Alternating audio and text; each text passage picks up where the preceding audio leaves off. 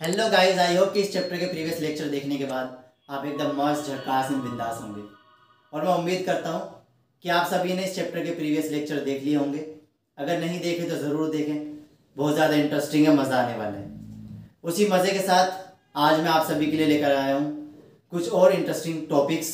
चलो स्टार्ट करते हैं अपने टॉपिक। हमारा फर्स्ट टॉपिक है, आज का फर्स्ट टॉपिक है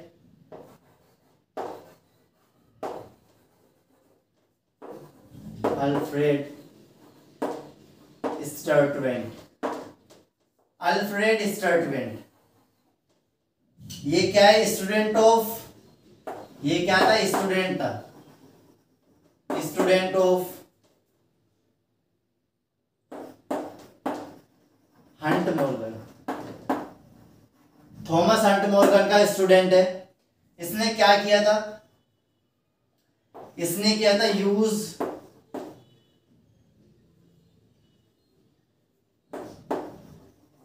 द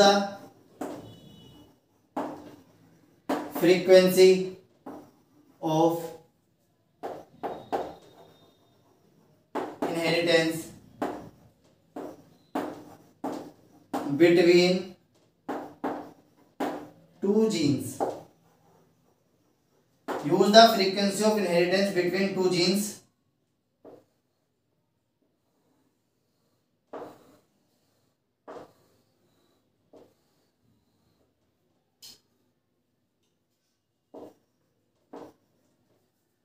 देखो, अल्फ्रेड स्टर्टवेंट किसका स्टूडेंट है? थॉमस हंट मॉर्गन का। इसका काम क्या था? इसने क्या किया? इसने use the frequency of inheritance between two genes, दो जीन के बीच में फ्रीक्वेंसी को मेजर किया था। फ्रीक्वेंसी का यूज करके जीन्स के बीच की डिस्टेंस को बताया था इसने, कि दो जीन्स के बीच की डिस्टेंस क्या होती है, उसको इसने बताया था फ्रीक्वेंसी का यूज करके। जैसे क्रोमोसोम बनाया मैंने, क्रोमोसोम किससे मिलकर बना होता है? डीएनए से बना होता है। और डीएनए के छोटे छोटे सेगमेंट को क्या बोलते हैं? जीन बोलते हैं। तो दो जीन के बीच की डिस्टेंस को फ्रीक्वेंसी से इसने मेजर किया। समझ आ रही है? तो ये जीन है और ये भी क्या है? जीन। इन दोनों के बीच की डिस्टेंस,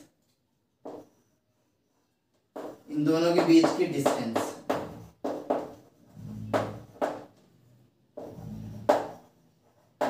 को मेजर किया था इसने। ठीक है, समझ आ गया इतने? नेक्स्ट हमारा टॉपिक है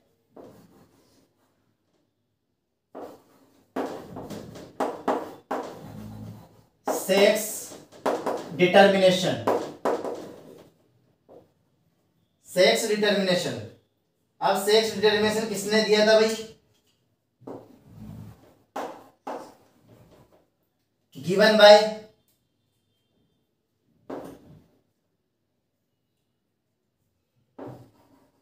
sex determination given by Henking. इसने क्या किया? इसने इंसेक्ट्स को लिया,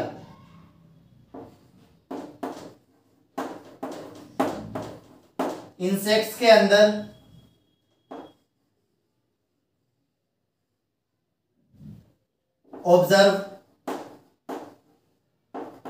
observe and track nuclear structure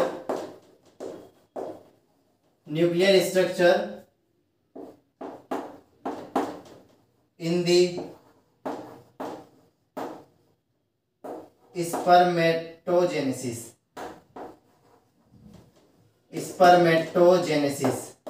और स्पर्म। ठीक है, स्पर्म के अंदर उसने देखा कि एक न्यूक्लियर स्ट्रक्चर है। सेक्स डिटरमिनेशन किसने किया था? सेक्स को किसने डिटरमाइन किया था? हैंकिंग ने। इसने क्या किया? इसने इंसेक्ट्स लिए बहुत सारे, उन इंसेक्ट्स के अंदर स्पर्मेटोजेनेसिस हो रहा है, स्पर्म की फॉर्मेशन हो रही है। उस प्रोसीजर के अंदर उसने देखा कि स्पर्म के अंदर एक न्यूक्लियर स्ट्रक्चर है। क्या है? एक न्यूक्लियर स्ट्रक्चर है। उस स्ट्रक्चर को उसने क्या बोला था? X body. क्या बोला था? X body. तो इसने बोला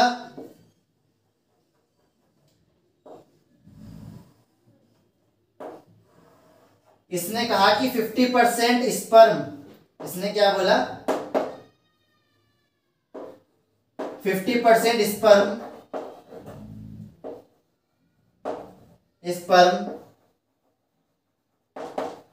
carry that structure, 50% sperm carry that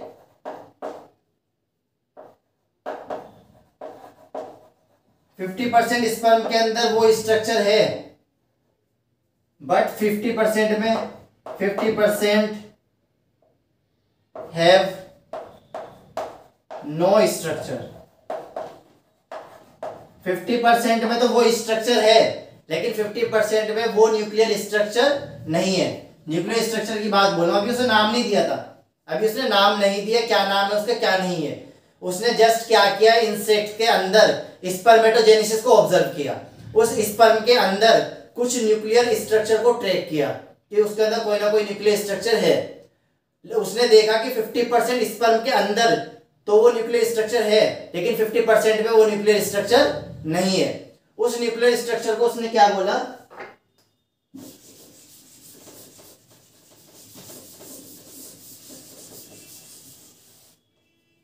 उसने क्या बोला उस न्यूक्लियर स्ट्रक्चर को,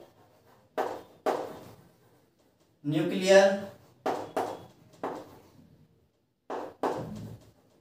स्ट्रक्चर कॉल्ड, न्यूक्लियर स्ट्रक्चर को क्या बोला उसने, एक्स बॉडी। क्या बोला, एक्स बॉडी। दूसरा नाम क्या है, एक्स क्रोमोसोम, एक्स क्रोमोसोम, और हम क्या बोल सकते हैं इसे, सेक्स क्रोमोसोम। समझ आ रही है, एक्स बॉडी कह सकते हैं, एक्स क्रोमोसोम कह सकते हैं और सेक्स क्रोमोसोम कह सकते हैं। समझ आ रही है। जो न्यूक्लियर स्ट्रक्चर उसने इंसेक्ट के स्पर्म में ट्रैक किया था उसे क्या बोला उसने, एक्स बॉडी बोला। उसी एक्स बॉडी को क्या बोलते हैं, एक्स क्रोमोसोम, और उसी को क्या बोलते हैं, सेक्स क्रोमोसोम। समझ आ गई, ये इसकी ऑब्जर्वेशन थी। अब देखो इसके बाद आता है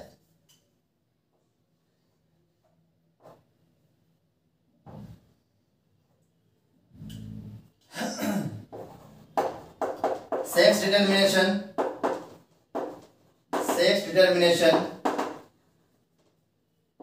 in different organism, sex determination in different organism। अब वो कौन कौन से ऑर्गेनिज्म थे,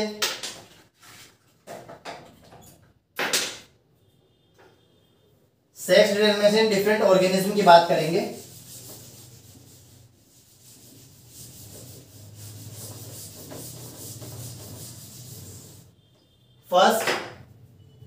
फर्स्ट आता है मेल हेट्रोगेमिटी। सबसे पहले क्या आता है, मेल हेट्रोगेमिटी। मेल हेट्रोगेमिटी के अंदर एग्जाम्पल्स आएंगे हमारे,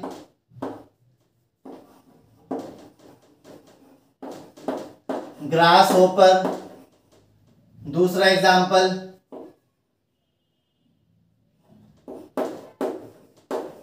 ड्रोसोफिला। तीसरा एग्जाम्पल ह्यूमन। समझ आ गई, grass hopper, Drosophila, human. Grass hopper का क्या होता है, ग्रास होपर का होता है एक्स ओ, और ड्रोसोफिला और ह्यूमन का क्या होता है एक्स वाई। इसका भी क्या होता है एक्स वाई। समझ आ गई। अब मैंने क्या बोला, मेल हेट्रोगेमिटी। मेल हेट्रोगेमिटी का मतलब होता है जो मेल के अंदर क्रोमोसोम है, ये सारे के सारे क्या है, एक्स क्रोमोसोम, एक्स बॉडी या फिर सेक्स क्रोमोसोम, इसी को बोलते हैं। जो एक्स बॉडी है, एक्स क्रोमोसोम है, वो क्या है, हेट्रो है। देखो दिखने में डिफरेंट है ना, एक एक्स है एक वाई है, एक एक्स है एक ओ है, एक एक्स है एक वाई है। समझ आ रही है, इसलिए मैंने यहाँ पे लिखा मेल हेट्रोगेमिटी। हेट्रो का मतलब डिफरेंट और गैमेट्स, डिफरेंट गैमेट्स। समझ आ रही है, जो मेल के पास होंगे वो डिफरेंट गैमेट होंगे, लेकिन फीमेल के पास क्या होगा, सिमिलर गैमेट्स होंगे। तो ये सारे के सारे मैंने किसके बनाए, ये सारे के सारे हैं मेल। ठीक है, मेल के अंदर क्या होता है 50% एक्स और 50% वाई। इसमें भी क्या है 50% एक्स और 50% क्या है ओ। इसमें 50% एक्स और 50% वाई। ठीक है, अब इसमें फीमेल की बात करूंगा, इसमें क्या होगा फीमेल होमोगेमिटी होगी, तो फीमेल में क्या हो जाएगा एक्स एक्स, यहां पे भी क्या होगा एक्स एक्स और यहां पे क्या होगा एक्स और एक्स। ये किसके हैं क्रोमोसोम, ये है फीमेल के। समझ आ रही है, तो फीमेल से तो एक्स ही जाएगा, जो बच्चे पैदा होंगे फीमेल से तो एक्स जाएगा, लेकिन मेल से एक्स भी जा सकता है वाई भी जा सकता है। इसी तरह से ग्रास होपर के अंदर एक्स भी जा सकता है ओ भी जा सकता है, ड्रोसोफिला में एक्स भी जा सकता है वाई भी जा सकता है। समझ आ गई। अब देखो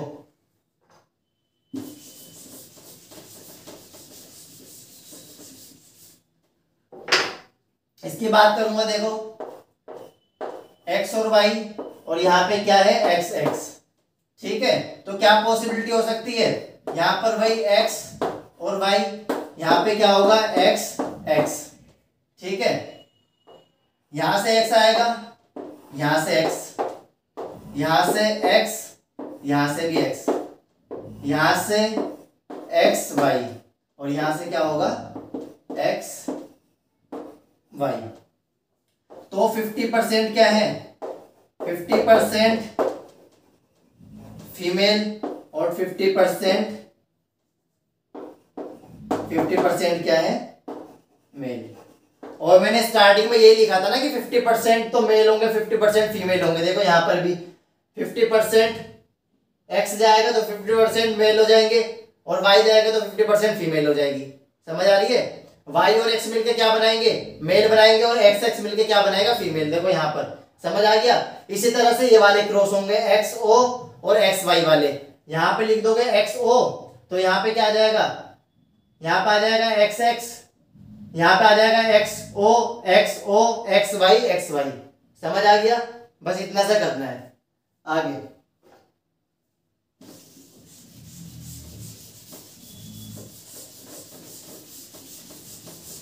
इसके बाद बात करते हैं फीमेल हेट्रोगेमिटी।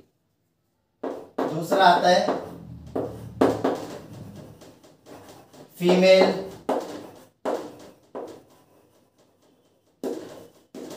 हेट्रोगेमिटी।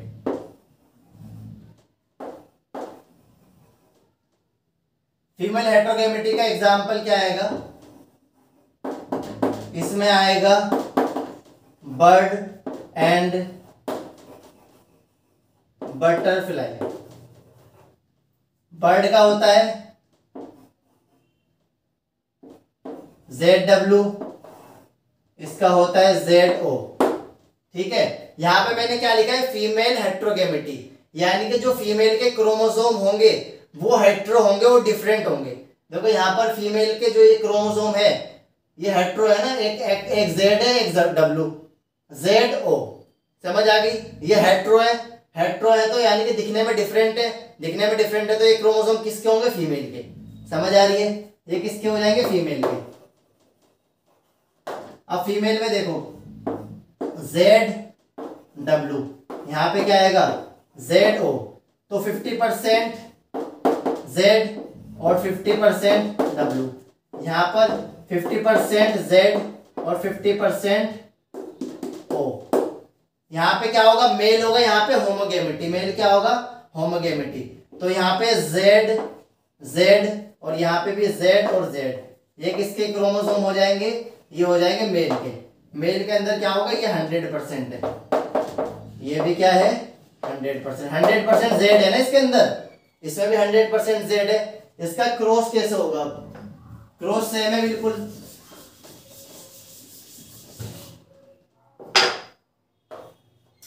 एक तरफ ZW, एक तरफ हो जाएगा ZZ। इससे क्या सबसे पहले गैमेट्स बनेंगे ZW, यहां पे भी गैमेट्स बनेंगे ZZ, यहां से आएगा Z, यहां से भी Z, यहां से Z, यहां से भी Z, यहां से ZW और यहां से ZW। देखो यहां पे भी क्या है 50%, 50% क्या है मेल, और यहां पर 50% क्या है फीमेल। समझ आ गई?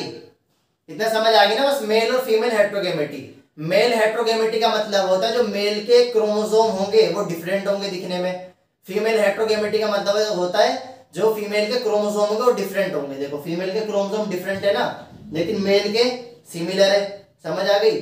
तो यहाँ पे कौन डिसाइड करेगा? फीमेल हेट्रोगेमेटी के अंदर तो फीमेल डिसाइड करती है कि लड़का होगा या लड़की होगी। मेल हेट्रोगेमेटी के अंदर मेल डिसाइड करता है कि लड़का होगा या लड़की होगी। देखो यहाँ पर इस केस में ये वाला किसका है? फीमेल का है, और ये किसका है? मेल का। तो फीमेल डिसाइड कर रही है ना, फीमेल। यहां से तो जेड ही आएगा, यहां से तो जेड ही आना है, लेकिन यहां से जेड आएगा तो क्या बनेगा? मेल बनेगा, और डब्ल्यू आएगा तो क्या बनेगा? फीमेल बनेगा। समझ आ रही है? तो यहाँ पे फीमेल डिसाइड कर रही है। इससे पहले वाले केस में कौन डिसाइड कर रहा था? मेल डिसाइड कर रहा था। समझ आ रही है? इस चीज से ये समझ आता है कि जिसके गेमेट्स डिफरेंट होंगे वो डिसाइड करेगा लड़का होगा या लड़की होगी। समझ आ गया? ये हैंकिंग ने ऑब्जर्व किया था। इसके बाद नेक्स्ट,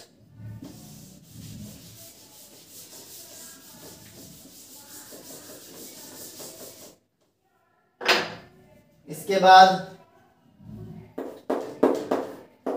टॉपिक है sex determination. Sex determination in human. Sex determination in human. Human के अंदर पहले ही बता दिया मैंने, ह्यूमन के अंदर क्या होगा? देखो ह्यूमन में जो क्रोमोसोम होते हैं,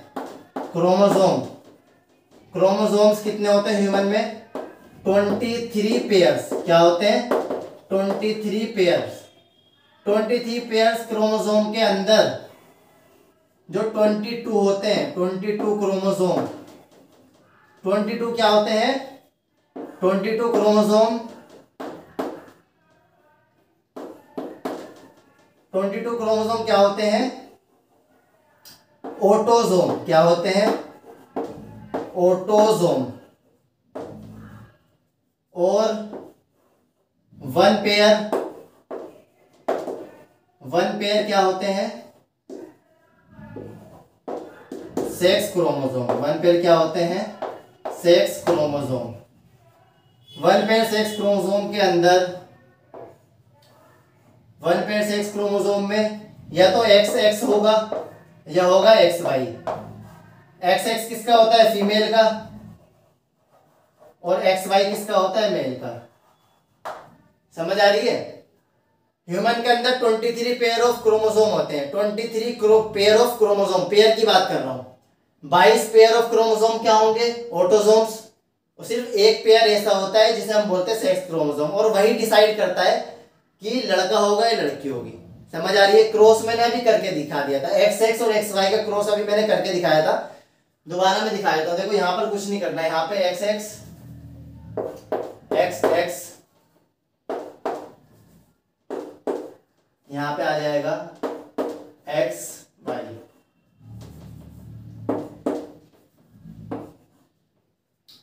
यहाँ पे आ जाएगा XX, यहाँ पे XY XY। ठीक है? 50% मेल और 50% फीमेल। यहाँ पे भी 50-50% का रेशो है, 1/1 का रेशो है मेल और फीमेल के होने का। समझ आ रही? जो बच्चे पैदा होंगे 50% चांस है लड़का होने का, और 50% चांस क्या है? लड़की होने के। समझ आ गया? यही किसने? हैंकिंग ने किया था determine. Sex determination by Henking. Henking ने ये चीज को डिटरमाइन किया था। समझ आ गई? नेक्स्ट टॉपिक आता है अपना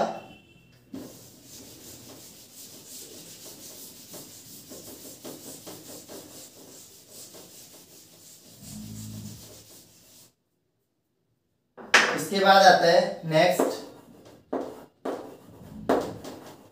म्यूटेशन। म्यूटेशन का मतलब होता है फिनोमिना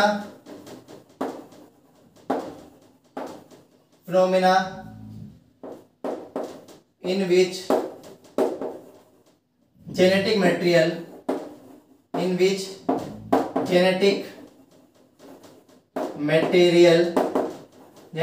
मतलब DNA, RNA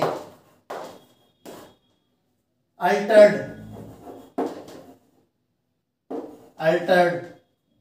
phenomena in which genetic material that is DNA, RNA altered is known as mutation। अब देखो इसका मतलब क्या है, देखो ये मैंने बना जेनेटिक मटेरियल, ठीक है, डीएनए बना दिया मैंने, ये क्या बना दिया मैंने, बेस पेयर।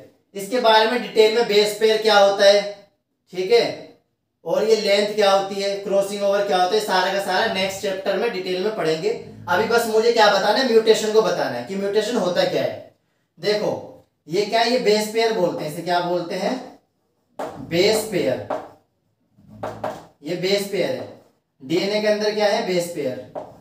अब मैंने क्या बोला है, डीएनए और आरएनए में चेंज हो जाना, अल्टर्ड होता है चेंज करना। अब सपोज मैंने इस वाले बेस पेयर को यहां से हटा के और ये वाला बेस पेयर लगा दिया, ये क्या है, बेस पेयर।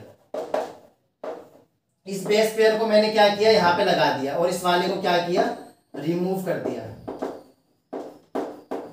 ठीक है। अब ये कैसा दिखेगा,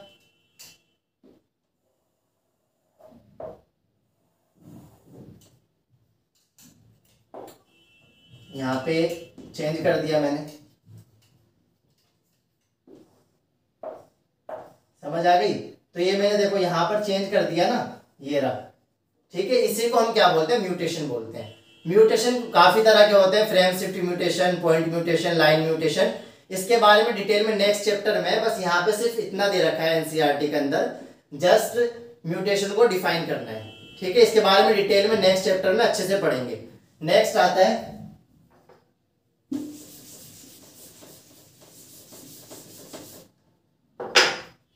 नेक्स्ट है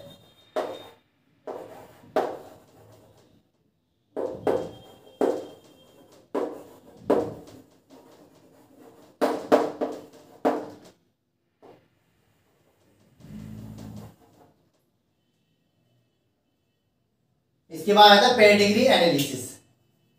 पेडिग्री एनालिसिस का मतलब होता है study of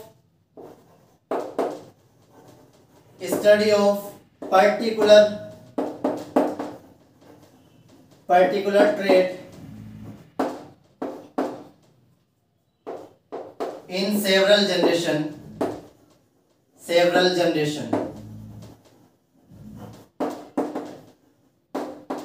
in a family।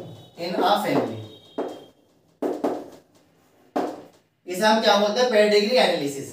Pedigree analysis का मतलब होता है कि कोई भी ट्रेट है, सपोज कोई भी बीमारी है, कलर ब्लाइंडनेस हो गई, सिकल सेल एनीमिया, यानी कि कोई भी जेनेटिक बीमारी है, कोई भी जेनेटिक डिसऑर्डर है, उसे पेडिग्री यानी कि पहले कभी दादा को हुआ था, चाचा को हुआ था, किससे हुआ था, उसे डिटरमाइन करना कि जो भी जेनेटिक प्रॉब्लम्स है, जो भी जेनेटिक डिसऑर्डर्स है, जीन से रिलेटेड जो भी डिसऑर्डर है, वो पहले कभी दादा में था, चाचा में था, बहन में था, किस में था, उसे एनालाइज करना, उसे स्टडी करना क्या कहलाता है, पेडिग्री एनालिसिस कहलाता है।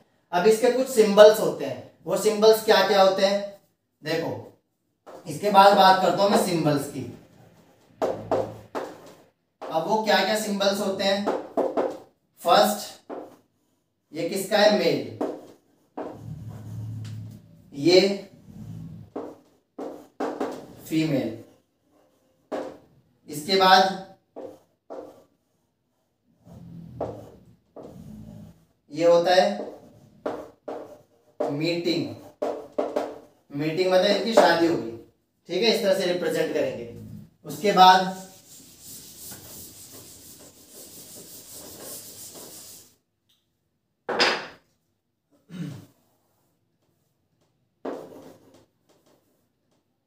सिंबल्स आता है, इसे बोलते हैं मीटिंग बिटवीन क्लोजली रिलेटिव, इसे हम बोलते हैं मीटिंग बिटवीन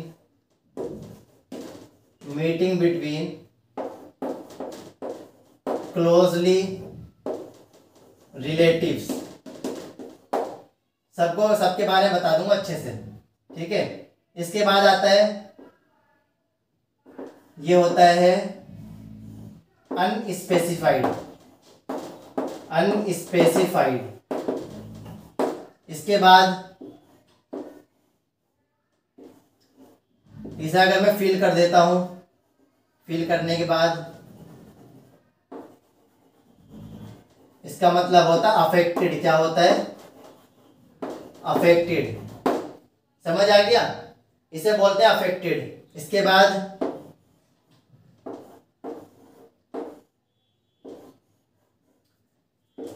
ये रिप्रेजेंट करता है मेल फीमेल। मेल फीमेल मतलब मदर और फादर, और ये चाइल्ड है। समझ आ गया? ये मेल और फीमेल, और ये क्या है? चाइल्ड है। अब देखो एनसीईआरटी के अंदर एक चीज दिखा देता हूं मैं।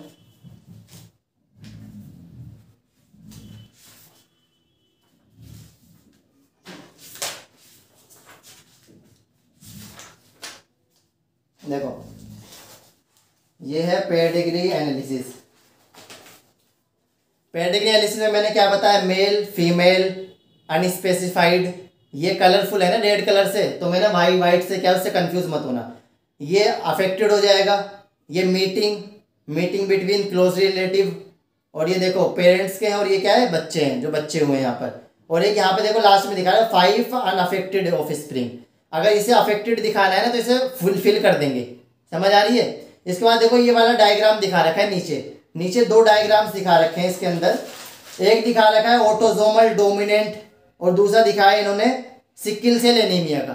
ठीक है, अब इनके बारे में ये ग्राफ्स कैसे बनते हैं, क्या ऑटोजोमल होता है, रिसेसिव क्या होता है, ये सारी की सारी चीजें नेक्स्ट लेक्चर में पढ़ेंगे। बस अभी इतना बताया था, इन सबका एक कंबाइन करेंगे करके एक चार्ट बना देता हूँ, ताकि पेडिग्री एनालिसिस समझ आ जाए। ये सारा का सारा जो मैंने बताया है, इसमें ये होता है मेल का सिंबल, सर्कल होता है फीमेल का, इन दोनों के बीच में एक सिंगल डंडा लगा दिया तो क्या बोला? मीटिंग। अगर डबल लगा दूंगा यहाँ पर तो क्या बोलेंगे? Meeting between closely relative. जैसे भाई भाई में शादी हो जाती है तो थोड़ा दूर के रिश्तेदार होते हैं, भाई भाई में शादी हो गई, चाचा ताऊ में शादी हो गई। समझ आ रही है? क्लोजली रिलेटिव के बीच में होगा तो डबल लाइन आएगी बीच में। ये वाला अनस्पेसिफाइड होता है, अगर इसे मैंने फिल कर दिया तो अफेक्टेड हो जाएगा। और ये मीटिंग, ये पूरा का पूरा जो पेडिग्री चार्ट है, ये क्या रिप्रेजेंट करता है? ये क्या है? फादर, ये मदर, और ये क्या है? चाइल्ड। समझ आ रही है? देखो अब इन सबका बनाया था एक पेडिग्री चार्ट।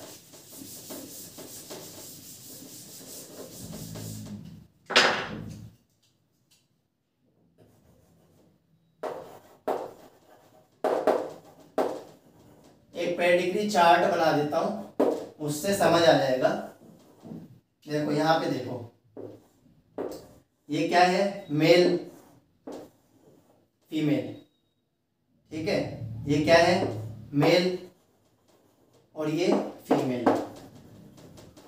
इनसे क्या होता है? इनसे कुछ बच्चे पैदा होते हैं, 2 3।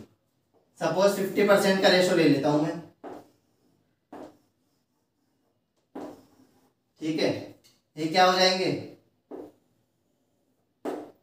ये मेल फीमेल मेल फीमेल। अब देखो इनके बीच में क्या होता है? इनके बच्चे हो गए। यहाँ पे देखो मेल फीमेल, इनके इन सबके क्या है? Father mother. ठीक है, अब इसमें से मुझे किसकी शादी करनी? लड़के की शादी करनी है। अब लड़के की शादी करनी है तो देखो ये आ गई लड़की, यहाँ पर रिश्तेदारों की लड़की ले आया मैं। ठीक है, यहाँ पे इनकी शादी कर दी। शादी करने के बाद क्या होता है? यहाँ से कुछ इनके कुछ बच्चे होते हैं, 2 बच्चे होते हैं सपोज। ठीक है, एक क्या है?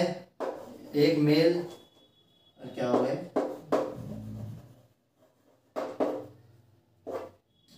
समझ आई? अब देखो अगर इन दोनों के बीच में कोई चाचा की लड़की आ जाती है, मामा की लड़की आ जाती है, क्लोज रिलेटिव आ जाते, तो यहाँ पे क्या करता मैं? डबल लाइन लगा देता दोनों के बीच में।